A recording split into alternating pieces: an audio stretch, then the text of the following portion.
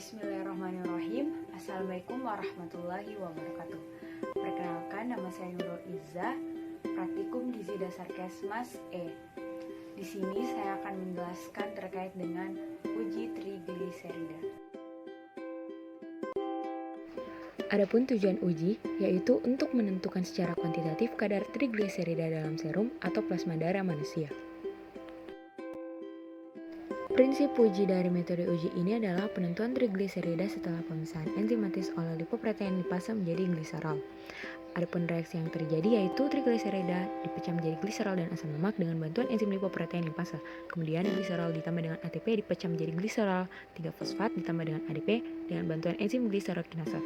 Kemudian gliserol 3-fosfat ditambah O2 menjadi GPO dihidroksiaseton fosfat ditambah dengan H2O2 dan bantuan enzim gliserol 3-fosfat oksidase. Kemudian 2H2O2 ditambah dengan 4 amino antipirin menjadi quinonimin ditambah HCl ditambah 4H2O dan bantuan enzim peroksidase. Alat dan bahan yang digunakan yaitu alat tabung reaksi, mikropipet 100 mikroliter, makropipet dispenser 1, ml.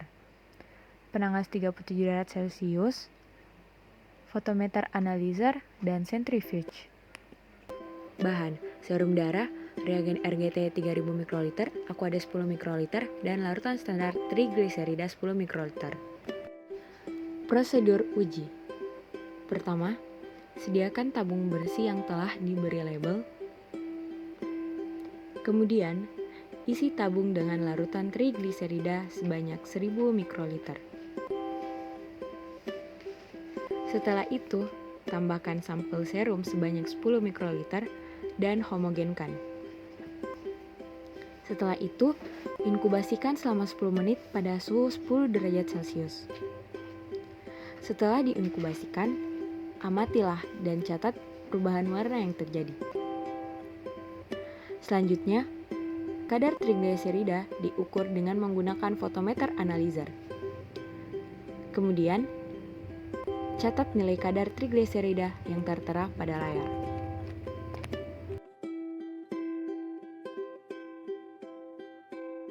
Adapun tingkatan kadar trigliserida yaitu kadar yang normal sebesar maksimal 150 mg desiliter, kadar ambang batas tinggi antara 151 sampai dengan 199 mg desiliter, kadar trigliserida tinggi 200 sampai dengan 499 mg desiliter, serta kadar trigliserida amat tinggi 500 mg desiliter atau lebih. Interpretasi hasil. Dari hasil uji kadar trigliserida kali ini didapatkan bahwa kadar trigliserida sebesar 120 mg desiliter. Nah, hasil ini menunjukkan bahwa kadar trigliserida berada dalam tingkatan yang normal.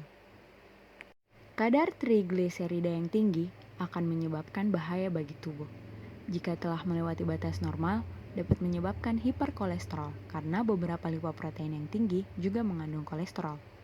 Jika kadar trigliserida rendah dapat menyebabkan kanker karena menurunnya kolesterol juga menurunnya vitamin yang larut dalam lemak, yakni vitamin A, E, dan serotin. Selain itu, juga dapat mengakibatkan cepat cemas dan depresi serta gangguan jiwa karena jumlah hormon dalam serotin pun ikut menurun. Kadar trigliserida dalam darah juga dipengaruhi oleh asupan.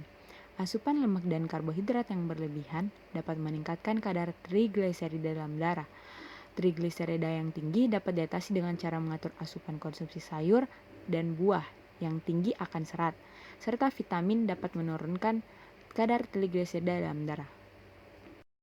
Kesimpulan, nilai normal dari kadar trigliserida dalam serum darah yaitu kurang dari 150 mg desiliter dan batas nilai normal tertinggi yaitu 200 mg desiliter, sehingga di atas dari itu dianggap tidak normal. Dari uji yang telah dilakukan, diketahui bahwa kadar trigliserida darah yaitu sebesar 120 mg desiliter, sehingga ini termasuk dalam kategori normal. Sekian dari saya.